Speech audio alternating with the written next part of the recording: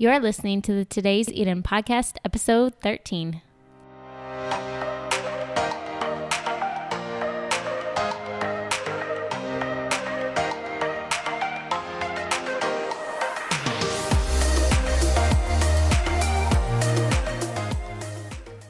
Hey, what's up, guys? Thank you so much for listening in today. But first, I want to say and apologize for not putting out an episode last week. Things were a little bit crazy and my grandfather was hospitalized. So I was staying with him at the hospital and he is doing so much better. So I was there for a few days and then I literally came home, repacked, and then we had a family spring break vacation plan. So we went out there for 4 days and just got back. So we were in the car for 4 hours, but I didn't want to go another week without putting an episode out for you guys. And today's episode is with Maria Kang, and you might recognize her from a photo that she had that went viral a few years ago on Facebook titled No Excuses Mom. And it was just really interesting to dig deep into who she really is, what the purpose for putting that video or that photo out was, what her heart was behind it, and also just a great example that even though we put these images out on Facebook, we are more than just an image. We are a person with real struggles, real issues, real hearts, and that sometimes we are more than what we put out there, and also how social media can distort what we mean to say versus how other people take it. So that was really insightful to see her motives behind that photo specifically. But then we also talk about some really meaty and insightful and inspiring, really great things on marriage, reconciliation, and being proud of your body, celebrating where you are, just really good things that I think a lot of us struggle with or know somebody that struggles with that similar situation or feeling. And so I'm really excited to give you guys this episode and I hope you enjoy it. And thank you guys for being super patient with me. Hopefully I will continue to be consistent with putting these episodes out and be more on top of my game. So that way, if something happens, you don't go without an episode during the week when it's supposed to come out. If you're like me, you have absolutely zero time to sit down and physically read a book, but putting headphones on is pretty easy. You can try Audible for free for 30 days at audibletrial.com/todayseden. Check out some of the books our guests have mentioned on the show that they found most influential. All right, guys, here it is, today's episode with Maria Kang. Hey, Maria, thank you so much for taking the time to be with me today. Most people know you from your photo that went viral a couple years ago on Facebook titled, What's Your Excuse? And it was with your 3 boys. And I don't want to talk too much about that because I believe that there's more to you than what that photo was. But I also think that there was more, like I said, than meets the eye with that photo that I feel like no one really covered, maybe because, it was less entertaining or, less controversial. But can you share what your intentions were in posting that original photo? Sure. Thanks, Ashley, for having me on your show. I posted that photo because, like most people out there, I'm super, super busy. I have my own care home businesses. I have a nonprofit. I've got 3 kids that I gave birth to in 2009, 10, and 11. And I really wanted to show others that if I can do it, so can you. I mean, it really only takes just 20 minutes out of your day to maintain your health. And a lot of your success always results in your nutrition, which takes not too much time at all. So I wanted to put something out there and really expand my campaign of just no excuses. I grew up with a mother who was overweight and is now suffering from a lot of health-related issues. And if I can prevent someone else from going through the pain of having to undergo that or see someone undergo that, then I wanted to try to do that. So What's Your Excuse is really a very strong message to others that if I can do it, then they can too. Yeah, and depending on, I guess, their personal situation or perspective, I think that's where people kind of gotten off on it wrong and they took the message in a totally different way, not realizing what you're actually trying to achieve through that photo. But you recently resurfaced with an updated photo and one you look awesome in. But a lot has happened in between your original photo and this photo. So can you tell us a little bit about that in between time? Well, and since the viral photo, I really expanded my mission to help, especially mothers. And so we started this No Excuse Mom campaign where women meet up at the park for free in the community centers. And it really stems from when I started my first free mom group in 2009 when I gave birth to my first son. So since then, there's been over 350 mom groups kind of popping up all over the world in 25 countries. And we're really, giving moms an opportunity to make no excuses, bring their children, and get active. So that's probably the biggest thing. And in addition to the book that I released last year in March called The No More Excuses Diet. So that book, it's all about achieving your goals in 3-month increments. Now, one of the things that we battle as a culture is the fad culture, Right. What's in and what's quick and what's easy. And, there's nothing quick, fix, or easy about getting healthy, especially if you're very overweight. So I really wanted to combat that in this book. And I focused on the number 3, whether it's 3 days to identify your excuse, 3 weeks to create a habit, and 3 months to see a transformation. So people on this program, I always say, don't ask me why you're not seeing results in 3 weeks, because the fact is that it didn't take 3 weeks for you to get there. It's not going to take you 3 weeks to actually see progress. The first sign of progress is often within a 12-week time frame. And you see that number 3 pop up everywhere in life, whether it's 12 weeks for every business quarter, for every child's, growth, whether it's every season. So I really like people to focus on realistic goal setting. And so No Excuse Moms and the No More Excuses Diet are the 2 major things that has come out of that whole viral campaign. I love that.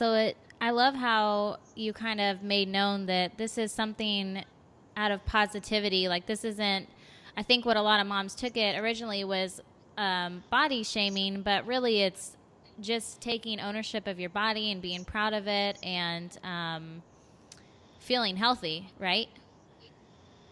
Oh, yeah. I think that oftentimes, and I've dealt with this myself growing up, is, you grow up and you are, influenced by the media, and you're influenced by the people around you, by the boys that you like, whatever. You don't really truly own your body. And that was what I really wanted to do, is really empower women and empower them to say, you know what, this is the only vehicle that's going to take me through this whole lifetime, and I need to take care of it. It is something that I need to honor and respect and treat kindly. Right. So I was never on a crusade to say, hey, everyone should look like me, because that's a very audacious statement to make to a world with over 6 billion people. But I do see the criticism. I'm not going to, sit here and say, oh, I don't understand why people don't like me. Right. I think it was a very bold caption, and I think that my body type is, it is a very mainstream body type. I actually follow a lot of other bloggers and influencers who are various body types, and every year I come out with an annual Fit Mom calendar, representing women of all different sizes, shapes, and ages, because I want people to see that, health comes in different packages. My health came in this package, so don't hate me for it. You know what I mean? Right. But at the same time, you need to understand what your strengths are, and that's what I'm here for. I'm here to help you understand that, number 1, you have control over the thoughts that are coming out of your head right now. Whether you hate me or you love me, you are in control of that, and there's a reason why you have that perspective. And number 2, I want to help empower you by educating you, whether it's through my blogs, my groups, or my book. It's education is power. So I think it's been a really incredible campaign, and I love what I do. How did you deal with all of the negativity, and how did you keep yourself in check? Because I know that a lot of women, we struggle with those inner thoughts and inner demons, as well as hearing what other people say and taking judgment from other people. So how did you kind of deal with and process that, and then move forward into a more healthy way of processing that? Well, I want to give you a bigger backstory. Okay. So, I grew up struggling with my weight. I grew up with a mother who had diabetes in her 20s, strokes in her 30s, heart attacks in her 40s, a kidney transplant before she turned 50. So can you imagine? I was really faced with a lot of pain of watching my mom die slowly. And of course, she's still alive. But I think that when you're not living in a body that's not fully functioning, it can be a very hard place to be, especially for those who are watching and helping you. So an addiction, whether it's a food or drug or alcohol addiction, doesn't affect that one person, it affects the entire unit around them. And so I was really affected by my mother's role modeling growing up. And myself, genetically, I'm not inclined to be skinny. I'm not a skinny person. You know, I work very hard to be very strong. If I wasn't strong, I'd probably be thicker or more overweight. But when I was growing up, I did face a lot of bullying. And I'm talking about being scared of being jumped after school every day in high school and crying in my closet and being very self-destructive because girls didn't like me. And I think many girls go through this, you know, whether it's, you know, competitiveness with your quote unquote best friend, right, or not being liked by a certain group of girls. And so I really had to develop strength and resilience early in life because of that bullying. And I do believe that everything sets you up for the next stage in your life. So I really had to become very centered in my faith, be very grounded in my beliefs and my values, and just really, even though it definitely affects me how other people view me, I really had to learn at a very young age to not give a F what other people thought, and to stay on course on what my mission and what my passion and what my intentions are. And so during the viral campaign, and I want to say this to all podcasters, all bloggers, you know, you're going to get criticism, but if you remain intentional about why you did what you did, then you will be very strong. I mean, I was on talk shows, every type of talk show, talking and defending myself. And every single time I defended myself, I thought about my mother. And I thought about my pain watching her. And I thought about her pain. And I thought, you know what? Me speaking out about excuses and how lame your excuses are is important, because 70% of Americans are overweight and obese. And of course they're going to have an excuse. And I want to bring those excuses to light and create solutions for it. I want to validate I don't want to validate your excuses, but I also want to make sure that you know that I understand your excuses. I think most people want to feel like they're understood before they, you know, move forward towards a solution. So, you know, my best tip is criticism is going to happen, but what's most important is that you know yourself well. Was there a point through all those interviews and talk show appearances that you kind of got tired of defending yourself? I think if anything, I might get tired because it is tiring. You know what I mean? Like, it's tiring. I was still running businesses. I still don't have a nanny or a cook or a maid, you know, and I was still doing these TV appearances while working.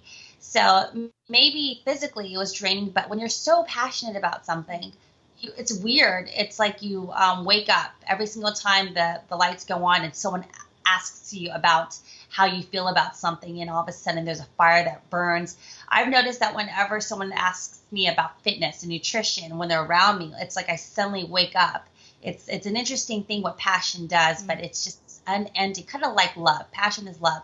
It's just this unending cup of just like fire that just doesn't ever let out. So no, I didn't get tired. I could talk all the time. How confident do you feel now I guess, like you said, you're struggling with your body image, you know, when you were younger, and then now you released this new photo, and I saw it on Instagram too as well. And, you know, you had mentioned, you were honest. You were saying like, hey, like, this is my body. I had 3 kids. I'm 10 pounds more than I was before. And I didn't prepare. This is unedited. This is me. This is who I am. Was that very liberating for you? Was that freeing kind of? Oh, yeah. Yeah. I think that was liberating in the sense that, you know, give you more backstory. There's always tons of stories behind people's lives. But, you know, one of the things that helped validate myself in my physical insecurities growing up was, and especially my mom, because she's the one that pushed me to do this, was beauty pageants. So I've done a lot of beauty pageants. I've done and placed well in many of them. I did fitness competitions. I was never a fitness model by trade, but of course I've done modeling for other people, whether it was a magazine cover or a magazine feature. But of course I'm influenced by an ideal, you know. But I don't want to say that so much because I never met the ideal. I was never 5'6" or above. I was never really thin in my legs. You know, I was never just the ideal look in any type of magazine. But at the same time, well, I feel like I'm contradicting myself. I am, but I'm not. Mm-hmm. And I want to say that I know what my best is, number one. And right now, am I at my best? Well, my best has changed. So I was comparing myself, and I think a lot of women do this. I compared myself to the 20-year-old Maria, you know, the one that was 20 pounds lighter, had very, you know, perky breast and was lean. I was comparing myself to a 30-year-old Maria or 32 whenever I took that picture. You know, things change, you know, in your 30s, your muscle decreases. That's why I work really hard to continue strength training. But when I took that picture, it was very important for me to just be, you know, open where I am in my life, because I always tell others to embrace the journey. And I wanted to embrace that journey at that point. I didn't feel totally comfortable, but you know what? Whenever you don't think you're ready, you just got to kind of jump in. And that's kind of what I did on that day. And I'm happy I did, because I got such a huge response. And because I have such a big platform, I know for sure that it empowered other women to feel strongly about their journey, whether or not they're at where they want to be right now. Yeah, definitely. Because I know that a lot of us won't even get in front of the camera fully clothed, much less, you know, in a bathing suit. But I think that that's important that, like you said, that we're not comparing ourselves to our teenage body after we've had, you know, 3 kids, because maybe that's not realistic. That's, you know, so it's just loving your body where it is, and, you know, focusing on being the better, stronger, you in all ways, like mentally, physically, emotionally, at where you are in that time and place, instead of trying to focus on how I looked, you know, 10 years ago before I had kids and before I was nursing, and just owning the beauty of what your body is right now. Oh, yeah, absolutely. Was it scary at all to put that photo out there, though, when you hit, you know, publish on Instagram or on all the other places that you posted it? Was there any sort of, like, nervousness as you were putting it out there, or was it just kind of like, here's who I am and, you know, like, let's do this? Or... Well, you know, let's not get it wrong. I thought I looked great. Yeah. You know what I mean? Yeah. So I don't think that it was an embarrassing photo at all. I mean, I think that people don't notice. A lot of people don't even notice the weight gain because I have a very proportionate body. Mm-hmm. But I looked at it, I'm like, wow, I'm not as bad as I thought I was. No, you know? Yeah, you look great. No, I was thinking that if the only nervousness would come from, like, because of the, you know, the other photo. That sure. Yeah, I didn't know if you were anticipating any sort of backlash, which really, I didn't see any. You know, I saw just a bunch of moms being like, heck yeah, you know. But you know what? I always post real photos of myself all the time, whether it's working out at the gym or, you know, so I already figured that people kind of knew where I was weight-wise. I've talked about, you know, weight gain in the past. So, and I still have a very strong physique. It's just not as lean as I would like it to be, but who cares? You know, one day it will get lean. We all go through seasons. And so right before I posted it, I wasn't really thinking about it. I thought to my head, just like it was the What's Your Excuse photo, it was the same feeling of being proud, you know, like, hey, I'm not that bad. You know, like I just ate a donut and I didn't even prepare for this. And, you know, I feel like I want to celebrate this moment because, you know, it's not my best, but it's not my worst. And, you know, even if it was my worst, it could be worse, you know? So it just, it's all perspective. Yeah. So I know that a lot of people today are kind of chasing that, you know, online attention. And as somebody who has been in the game for a long time, like you've been blogging for years, you've been on social media for years. And somebody, you know, as you've been in kind of like the limelight, so to speak, was it what you expected it to be? And would you do it would you do anything differently? Or... Well, in regards to my blogging career, Mm-hmm. I'm so thankful that I was able to, number one, start the blog in 2005. Yeah. And that's a long time ago. That's like dinosaur ages ago. And I did it because I was going through bulimia, Mm. another part of my story. I went through a stage of loss Mm-hmm. in my 20s of not really understanding who I was because I was highly influenced by, everyone, especially my mother. She was a big figure in my life who I love and adore and respect. And so I decided that I just really felt very misunderstood. And I really had something to say. And I think that's how most bloggers or podcasters or messengers feel. You just have something burning inside of you that you want to say and you want to explain kind of who you are and what you believe in. And so that's what I did I started my blog. And I'm so thankful I did that because by the time the photo went viral, 10 years later almost, not really, maybe it was like 7 years, but it was all of my thoughts, everyone knew who I was if they just Googled me because I had so much material online of who I really was and what my intentions were. So I know that there's a lot of people who want to gain notoriety and fame and just a large following through social media. And it is a really tricky place because there's a fine line that you walk in wanting to get attention, and also wanting to be authentic and true to yourself.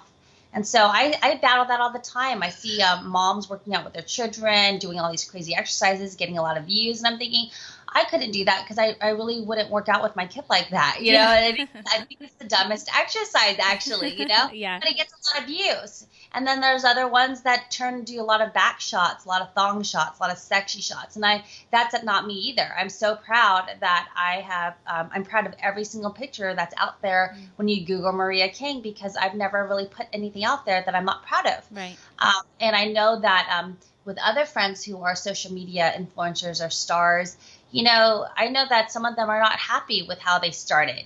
They did whatever it took to build the following, and it really hurt them in the end game. But of course, I think it's all progression. I don't think it's going to hurt them entirely, but I know that it really affected them to objectify themselves in that way. So you really will lose yourself if you allow yourself to. So it's important to really stay grounded in your beliefs and your values and what was your intention in the first place. And my intention when I started in 2005 was to connect.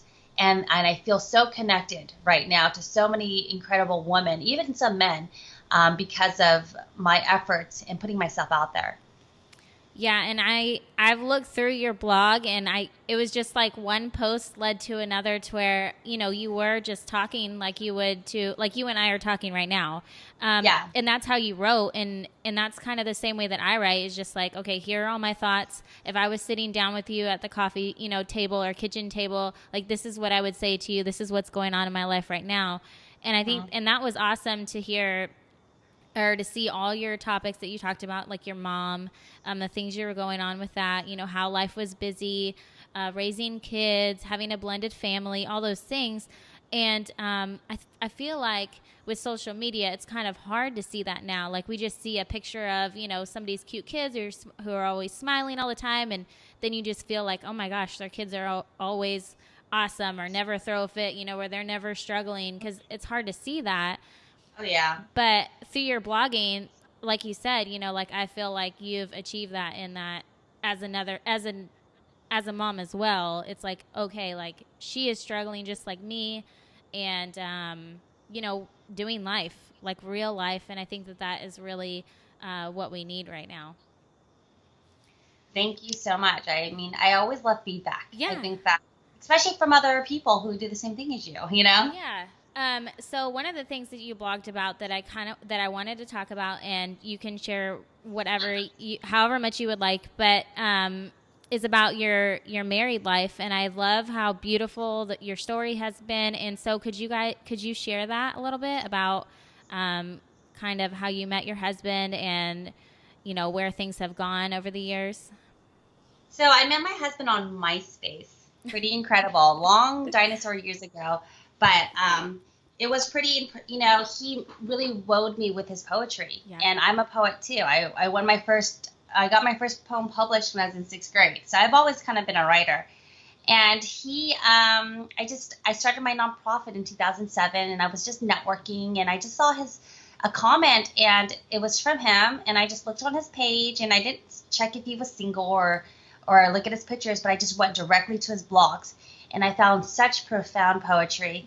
And so I just subscribed. And a couple weeks later, he noticed a new subscriber and started reading my stuff. And then we started connecting on the phone, and, everything leads to the next. But, he has a beautiful story. My husband is a former Marine. Mm-hmm. He was married prior, has 3 children, and he was involved in a car bomb in 2005, where he lost half his skull. Mm-hmm. And he is now has a traumatic brain injury after 7 surgeries. I mean, he's still alive and kicking, and you can hardly tell that, honestly, he has a brain injury, but it's there. But his story is very captivating for a lot of people, men and women, and he really represents so much strength and perseverance. And our life together has been, not easy. It was, even when I first met him, honestly, it was tough. Mm. You think that you have this list of things that you want, and he actually checks off all of that, except for I didn't write down what I didn't want, what I didn't want instinctively was someone who was divorced and with kids and an injury. You know what I mean? Yeah. All of that stuff. But you know what? I saw that, and I'm like, who am I to judge him? I was going through a very humbling stage in my life, and I'm thinking, you never know what could happen to you. You could get in a car crash tomorrow and be paralyzed. I mean, was the person next to you going to still love you? So, we started our life. We hardly had anything. We had an unplanned pregnancy, and I went through a huge depression because I'm someone who's very ambitious. He was always very planful. So to have this big blow in my life of just being an unwed mother really, really hurt my psyche. But we were able to persevere, and that's really kind of that's the theme of our marriage. And I hope for any marriage is perseverance, because we ended up having another unplanned pregnancy, and then we eventually got married. And the reason why it took a long time is because I'm Catholic and he was married prior, and there's a process you go through to get an annulment from your first marriage. Mm. But, we started our first care home business, and a couple years later our second, and so things went pretty fast. I mean, if you look at the timeline from when we first met to right now, it's been a sprint, mm-hmm. a big marathon sprint.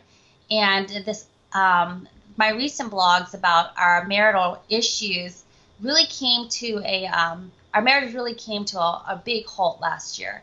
And I think I don't want to say every, but many women go through this, especially around 7 years. I hate saying that, but it's the truth. I mean, there's something to say about 7 years together, but I just lost the connection. We both did. Mm-hmm. And I wanted to be honest about it, because it's really hard for me to write or even talk without being very honest about where I'm at. And you can even sense it in my energy if I'm sad, Yeah. So I spent 10 years writing openly online. It would be really odd if I never expressed how I was feeling at this point in my life, which was a lot of confusion, not knowing what was going to happen, feeling very disconnected and afraid. I think the biggest one is afraid of what's to come, because it could go either way.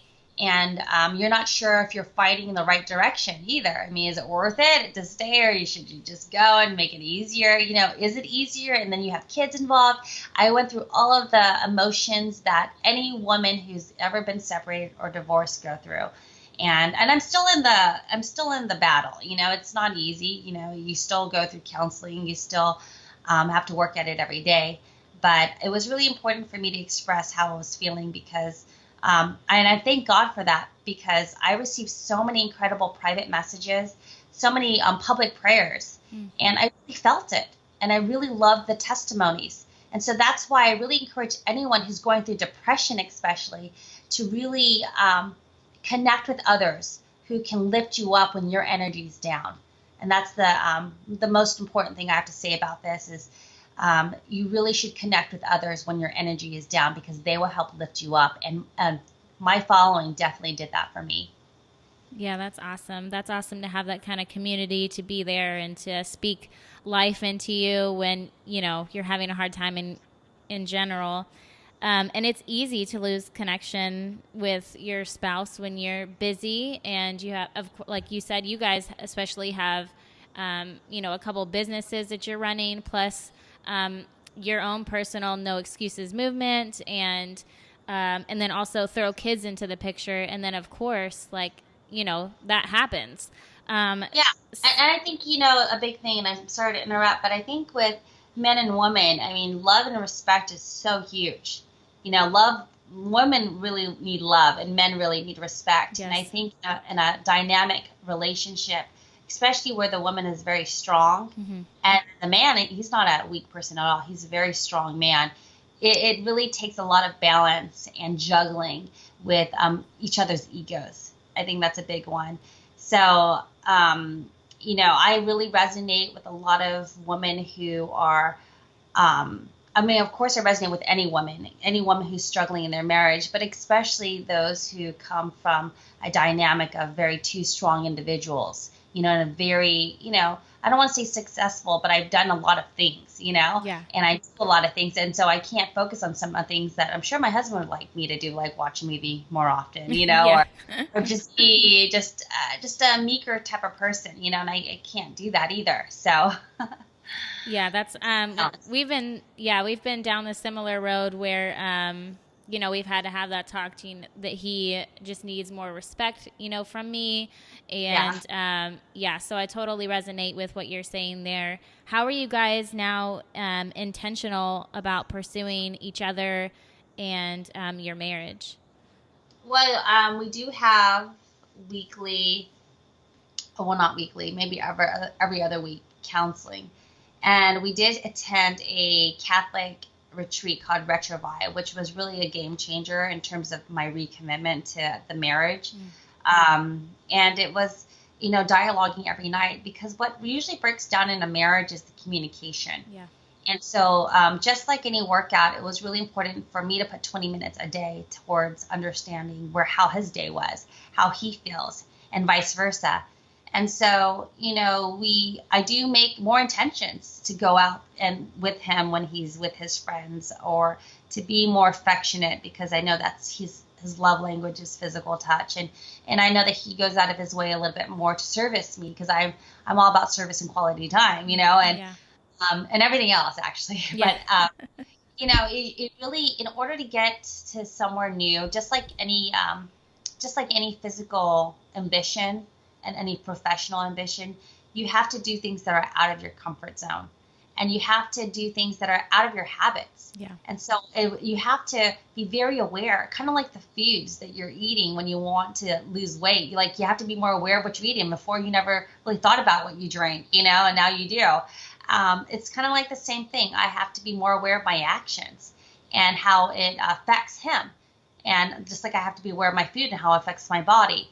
So it's just putting a little bit more into that marriage bucket is what we're doing every day. And that's made a whole lot of difference. The communication and just the awareness that we're on this joint goal. We are making this commitment to each other, and we're going to go for it. We can't, we're going to sink or swim. So we better start swimming, because we're about to die right now. Yeah. It's kind of like, you better get your shit together, because everything's going downhill. Yeah.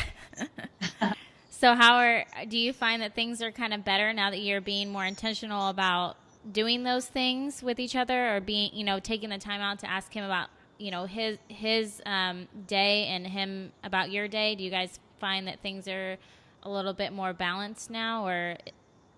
I think that number one, the issue, there are definitely triggers, like, for example, and I'm going to be honest, because my husband was in this house just now, and now I can talk about him.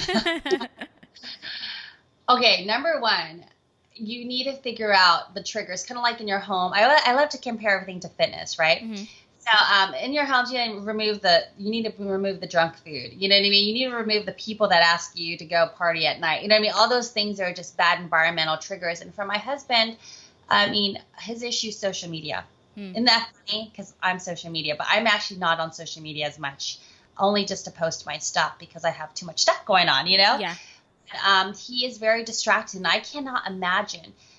I mean, even talking to my girlfriends, I feel like this is a silent divorce killer, is is social media and how addicted you can become to, whether it's comments, whether it's to following people, whether it's to even relationships with other people online. And so that's something what we're working on, is removing the triggers that are really dampening our relationship. And for me, a trigger for him, he really needs affection. And I feel so bad for him because it's the truth. We have 3 boys, and my 3 boys I'm so affectionate with. They are mama's boys, and my first boy is my husband, and I don't give him enough as much as I give my children. And so I really needed to start doing that too. The biggest thing that has helped our marriage is definitely my outlook. And my outlook was I had to choose every day to love him regardless of the imperfections, and vice versa. But really, I want to say in this past year, the ball was really in my court. I'm the one that, wanted it over the most. And so I really had to make that choice every single day to love him. And love is a daily choice. And I say that all the time on my blogs and my social media pages, because it has to be very intentional. And it's not something that you decide, I'm not feeling this today. That's something that I think that people need to understand, is that it's not a feeling. Love is not a feeling. Yeah. Love is a commitment. You know what I mean? Yes. And I committed to David knowing that he was going to have some flaws, and vice versa. I'm not a perfect person either. And I'm so thankful that he's loved me through many of my flaws. So, people always say, "Oh, so you're not getting divorced?" And I say, "Well, not today." And luckily there's a process, because if there wasn't a process, everyone would be divorced, Yeah. Yeah. I resonate with the whole social. So for us in our relationship, my husband really got into listening to podcasts. And so he wouldn't be on social media. Like, he doesn't ever get on Facebook or Instagram that much or anything like that, but he always listens to podcasts. So he has his headphones in all the time. So he would walk around the house with his, phone in his pocket and his headphones in his ears. And whether or not I was actually talking to him, just the fact that he had the headphones in was like a visual cue, like, of him checking out. So him and I had to have a discussion of, even though I know you're not meaning to do this out of harm for me, but this is what I feel like when I see you with those in, because then I don't feel like I can talk to you, or when I do talk to you, you don't hear me because you have these headphones in.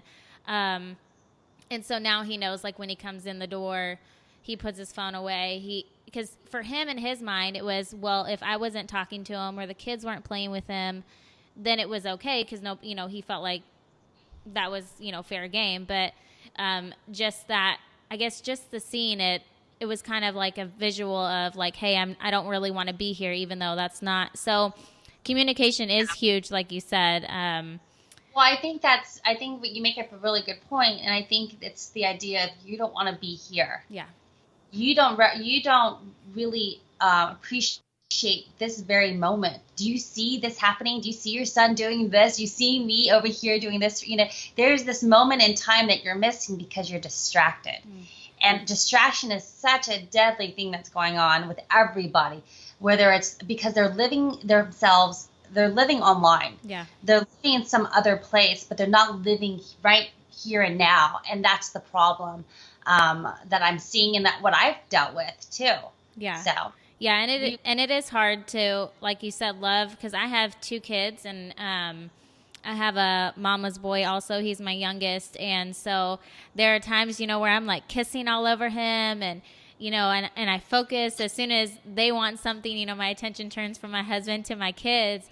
But it's no, once our kids leave the house, it's just going to be me and my husband. So if that's not right, if our relationship isn't right, then, what are we going to be then when our kids are no longer here? So, another thing to consider, and I think you should always maintain those date nights and be affectionate and just maintain the relationship. But what I've also found in my relationship, and I think other people will feel the same way, especially those who are dealing with partners who do something significantly different from what you do, is finding your own purpose. If you're not happy with yourself, then nobody's happy around you. And so something I wanted my husband to work on, especially, last year and this year, is to find his purpose, because he can get lost not only through social media, but also in my life, and my purpose. And even though we are a couple and we're married, we both have very individual lives. And it's really important to keep your individuality and know what what you enjoy to do, what your passions are, because one day you're not going to be around your family. One day, your husband might go away for a long trip. I mean, whatever it is, you need to figure out what your passions are and be happy regardless of who is in or out of your life. And so it was really important for him to find something that makes him happy and passionate and purposeful, because I've already found it, kind of deal, Yeah.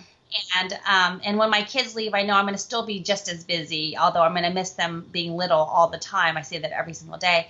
But I think for couples, it's important to understand that you guys have individual lives and individual passions and an individual purpose. And you need to remember that as you become so blended in your life together, that you become so codependent on each other. So that's something that we are working on and striving for, is just understanding how we can enhance each other as a couple, but also support each other as individual people. Do you have any advice for couples who are or women who are considering separating from their husbands or considering reconciling with their husbands? I will say that number one, you need to really be careful who you hang out with. Your environment is key, and the energies that are around you is really important. So it's kind of like The Secret, the book, and just law of attraction. Whatever you believe you will become, whatever you intend will be. I mean, if you don't want a divorce, you'll find people who will be supportive of your marriage. If you want a divorce, you will find people who had successful divorces. You know what I mean? Yeah. So you have to be you want to be very careful about how you feel inside and what you really want. And in order to do that, you really need to shut out the voices around you and really get on, be centered in what you want, and also be on the same page with your spouse. And I think that's the hardest thing. I mean, I think as women, if our spouse is willing to work at it, I think most of the time we are going to be willing to work on it too. Yeah. If the husband is abusive, if he's addicted, if he's had affairs, I mean, these are a whole different ball game, Yeah. It's really up to you whether you want to keep going in that type of challenge. But at the same time, if he's willing to work at it, as long as he's willing to work, to me, because I'm such a persevering person, I'm still in the game. If we still have the same joint goal of growing old together, building this, growing our family together, knowing that I can't get to point Z of my life without you, I think that I'm going to stay in this game. But if you don't have the same goals as me, if you want to live the single life, if you want to go and do drugs or alcohol or be with other women, and that's not conducive to our joint goals, and if you don't fully understand that, especially within 6 months, that's how I felt, then you need to get the hell out, because I'm going to Mama Bear at this point, and I'm going to Maria Bear, which is I need to protect myself. I need to protect the things that are important around me. So for those of you who are going through similar struggles, I really encourage you to be very self-reflective of what you want. And to really have a good conversation and a good grounding foundation with that person you're with, and see if they're in it too. And if they're really not in it, take a break so they can figure out what they want. And so maybe that's what it takes. I will, my grandparents have been married for 80-something years, 85 years. And there were moments I know that they struggled, but you would never know it right now. And you would never know with many old married couples, but they've gone through some stuff. And the only reason why they are successfully growing old together is because they stayed committed regardless of the struggle. So if you can stay in the game, you will hopefully, have a successful marriage in the long run. Yeah, I think that's huge because you can choose, or that's a choice that you have to make is to choose your spouse every day because you can go out and choose anybody else. That's easy. Oh, I mean, totally easy. And yeah, yeah. And it's always nice in the beginning. right. But then you're going to come up upon the same issues because I mean, they might not be, or actually, they might not be the same issues, but you're going to come upon issues with no matter who you're with. It's just your choice to pursue that person and to work through it. And it's just kind of your choice of who is that person going to be? Is it going to be your husband or is it going to be the next guy that comes along? Yeah, it's whoever you choose to dedicate your life to. Yeah. Yeah. But, no one's perfect. No, definitely not. But I think that it's funny, and I didn't remember reading that you guys had met on MySpace, or maybe I did and I forgot. But we have such similar stories, and that's comforting and hilarious to me because I met my husband through Facebook while he was in the Marines also. So he was yeah. So he was in Iraq, and we were Facebook messaging, and then we got connected through a friend, and that's how we started Facebook messaging. But then the first time that I met him wasn't until after like 3 months of Facebook messaging each other. He came home from Iraq, and I happened to be moving to the same town that he lives in. And so then we had our first date, and then we also had our first unwed baby. So same, so similar. Yes. So definitely resonate with your guys' story and your whole feelings about, being pregnant when you're not married and all that jazz. So yeah, definitely. So I wanted to talk about real quick. You also came out with the Fit Belly Ball, which looks awesome, but I wanted to talk about this because it could benefit moms. So what prompted you in creating that? Number one, after I gave birth to my children, I would always give myself postnatal massages. And the way I did that is I used a very soft ball because you can't use a hard one for your belly. Yeah.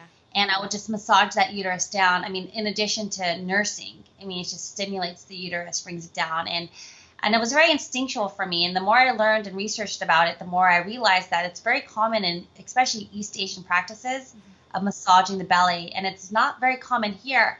And I continue to massage my belly because I get bloated very easily, whether it's milk, broccoli, sauteed green beans. Like I can eat green beans, but not if it's sauteed kind of deal. I mean, it's ridiculous what happens with my belly, and it can distend like 3-4 inches.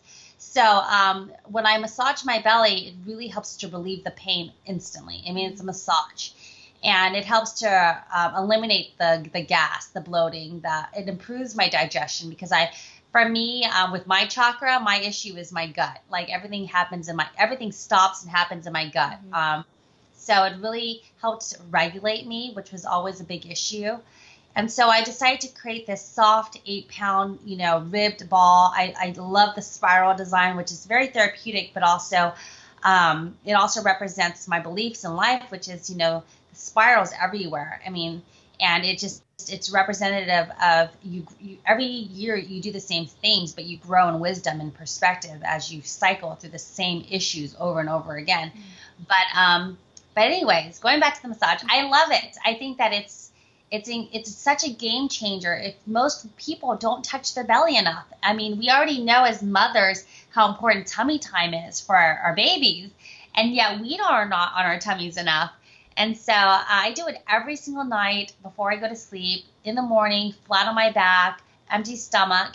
I just, massage that belly. It's very therapeutic. It helps to release any tenderness, especially if there's cramping. And it's been I've gotten such great reviews.